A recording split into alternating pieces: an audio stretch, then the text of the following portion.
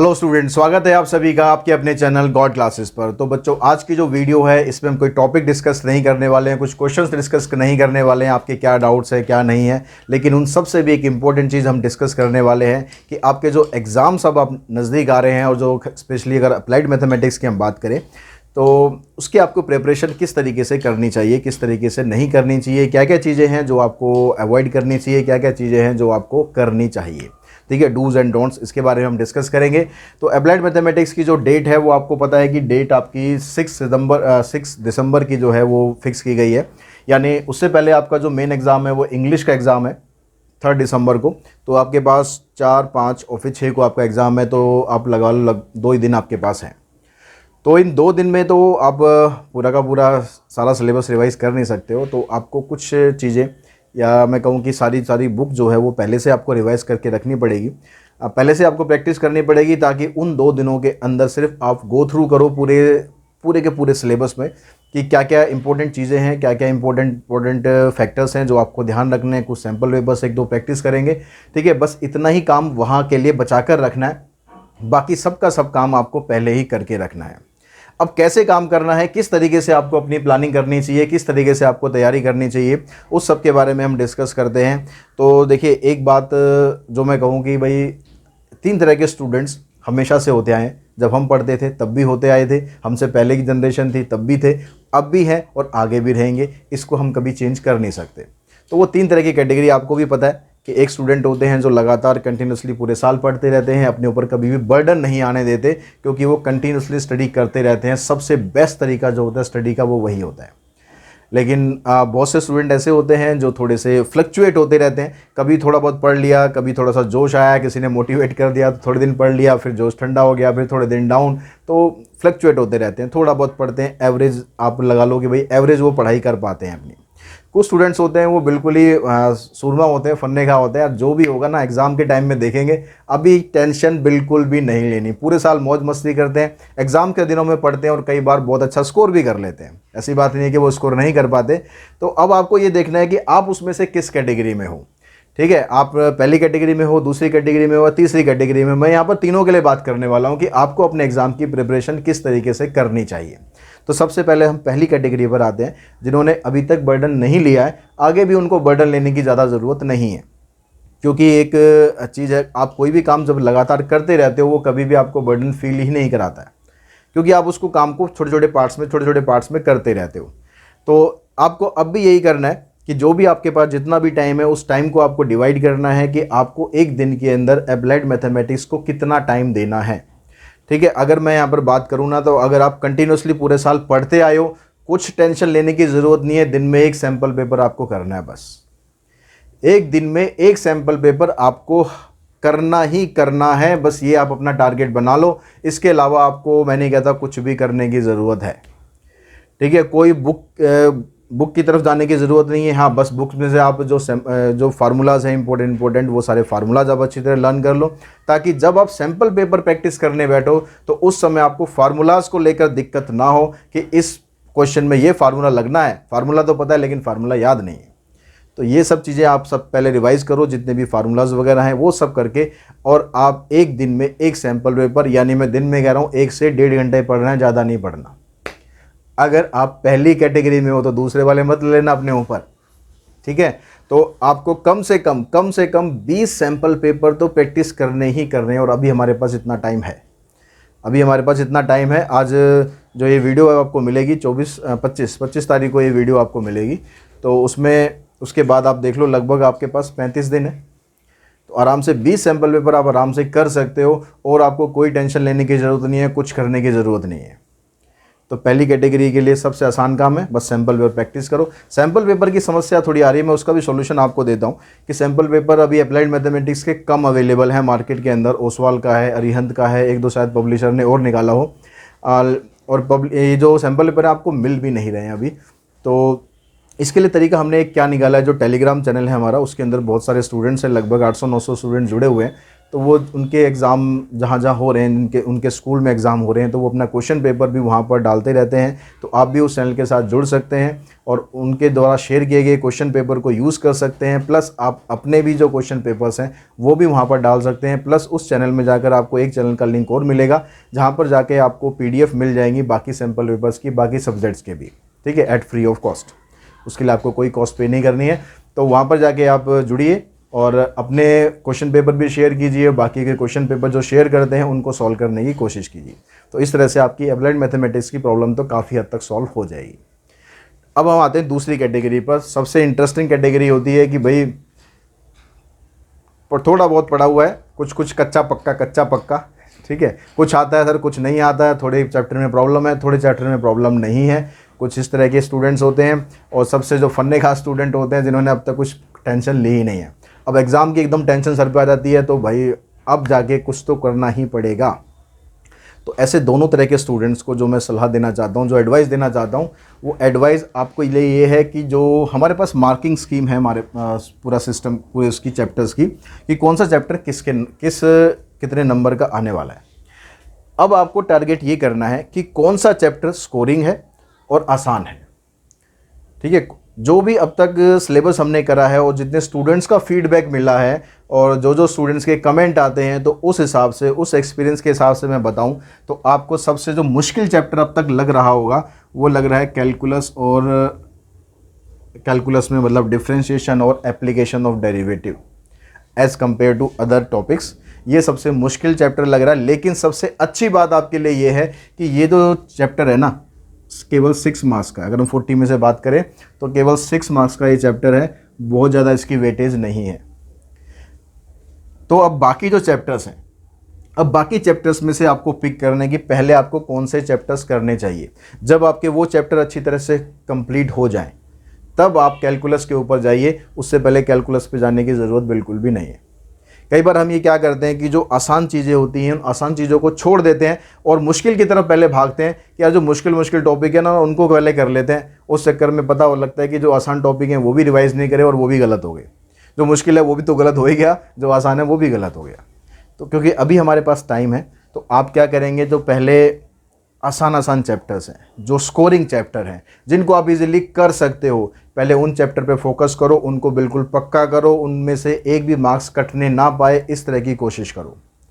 उसके लिए तैयारी कैसे करनी है, कैसे नहीं करनी है, कम से कम दिन के अंदर आप टारगेट सेट कर लो कि भैया 3 घंटे तो आपको देने ही देने हैं, हर एक सब्जेक्ट्स को आपको देना है। अब उसमें से थोड़ा बहुत आप कम ज़्यादा कर सकते हो, किसी को 3 घंटे दे रहे हो, किसी को 2 घंटे दे रहे हो, किसी को 1 घंटा दे रहे हो, जो सब्जेक्ट आपका अच्छी तरह प्रिपेयर है। ऐसा नहीं है कि अप्लाइड मैथ्स आपने नहीं पढ़ा हुआ पूरे साल ज़्यादा तो बाकी सब्जेक्ट्स भी नहीं पढ़ोगे, ऐसा तो नहीं है।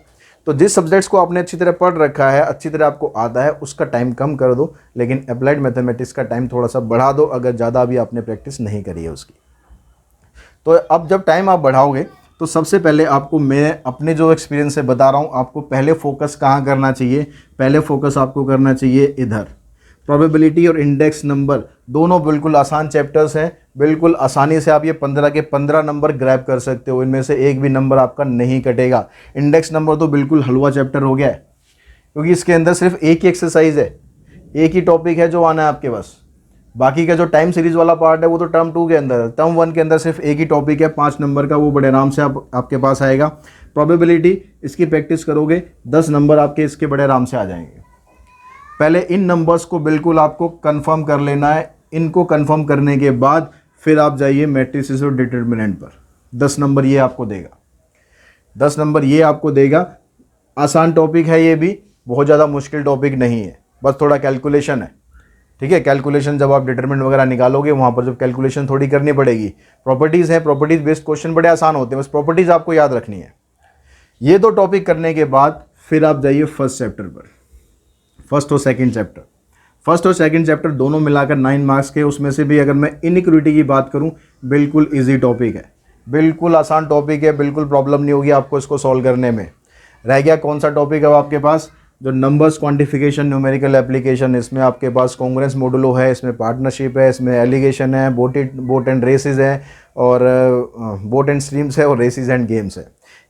टॉपिक अलग अलग कई सारे हैं, लेकिन अगर मैं ओवरऑल बात करूँ ना तो पार्टनरशिप एलिगेशन को छोड़कर बाकी सभी टॉपिक्स लगभग आसान है। छोटे छोटे क्वेश्चंस आते हैं, बहुत लंबे क्वेश्चन उसमें से नहीं आने के चांसेस हैं।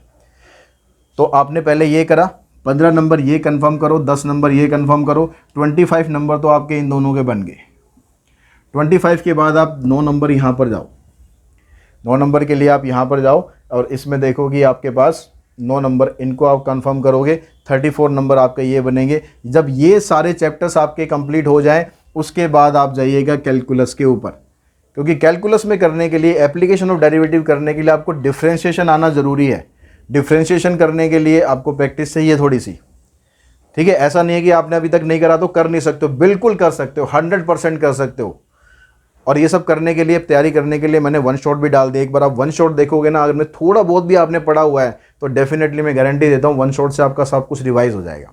हाँ, अगर बिल्कुल भी नहीं पढ़ा है तो कोई गारंटी नहीं भैया, फिर तो आपको रेगुलर वीडियोस देखने पड़ेंगे जो सीरीज़ बनी हुई है पूरी, लेकिन उसको बाद में देखना, बाद में उसको देखना है। पहले आपको ये चीज़ें करनी है। अब इसके लिए आपके पास कितने दिन होने चाहिए? अगर मैं 25 की बात करूँ, आज 25 है, तो ये कितने दिन भी अंदर आपको ये टॉपिक्स ख़त्म करने चाहिए, ठीक है। अब यहाँ पर कुछ बच्चों के प्री बोर्ड्स भी चल रहे हैं, कुछ के नहीं चल रहे हो। प्री बोर्ड्स को मैं कहता हूँ कि बहुत ज़्यादा इंपॉर्टेंस देनी चाहिए, लेकिन बहुत ज़्यादा नहीं। तो आप उसके बीच में से भी अपना टाइम निकालो थोड़ा थोड़ा। अगर प्री बोर्ड्स चल रहे हैं, अगर फिनिश हो गए तो बहुत अच्छी बात है। आपको अब क्या करना है, प्रोबेबिलिटी, पहले हम बात करते हैं प्रोबेबिलिटी की। प्रोबेबिलिटी के अंदर टोटल मिलाकर 6 एक्सरसाइज है। अगर ML की मैं एक्सरसाइज की बात करूँ, टॉपिक्स की बात करूँ तो 4 टॉपिक है।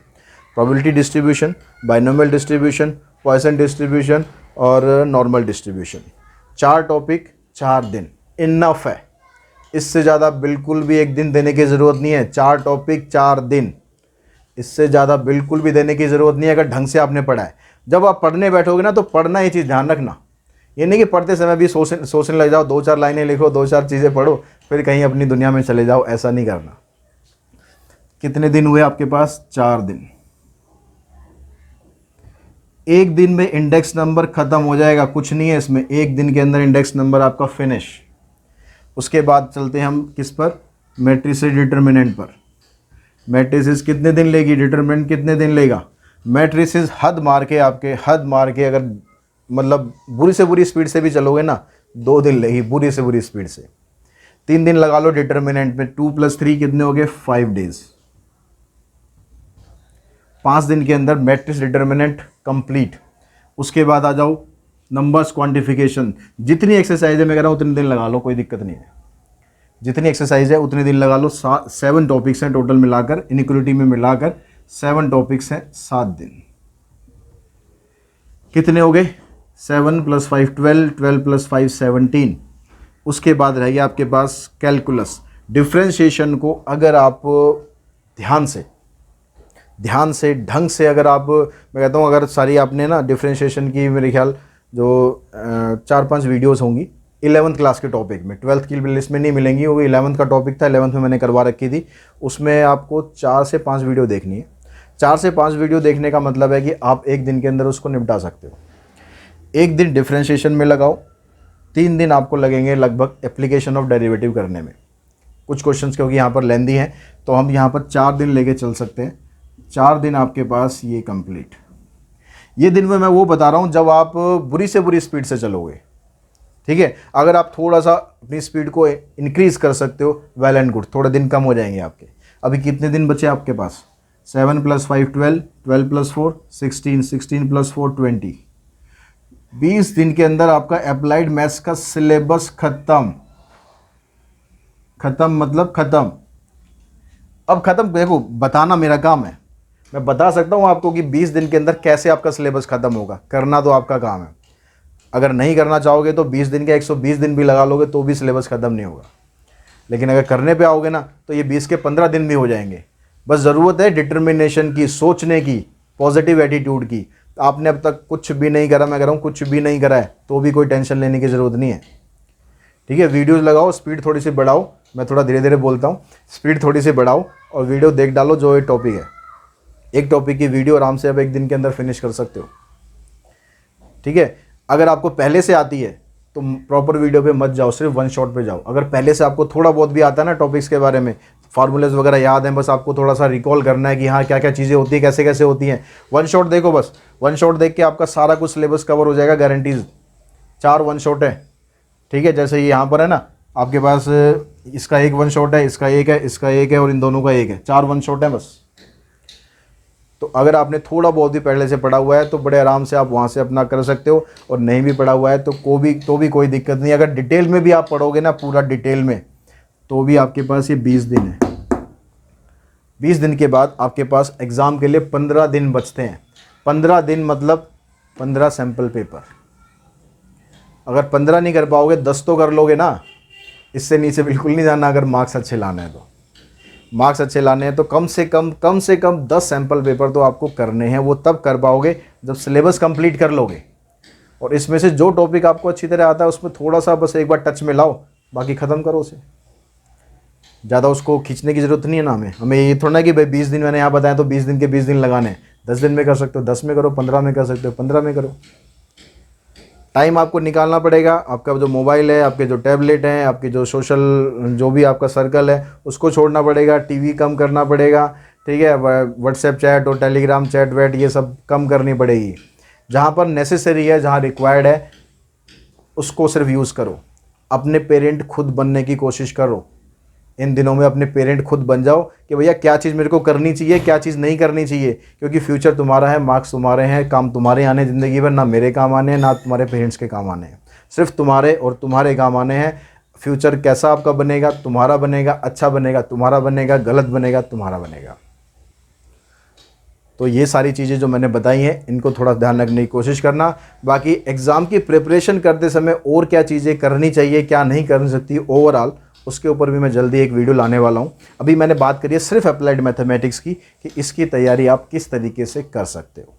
तो आई होप इसके थ्रू आपको एक थोड़ा सा हेल्प मिल पाएगी कि किस तरीके से आपको अपनी तैयारी को करना चाहिए, कौन से चैप्टर्स पहले करने चाहिए, कौन से चैप्टर्स बाद में करने चाहिए, कैसे करने चाहिए। लेकिन उसके लिए वेट नहीं करना कि कल से, बीच में फेस्टिवल्स भी आएंगे, वो भी सेलिब्रेट करने हैं, उनके लिए भी टाइम बचा के रखना है।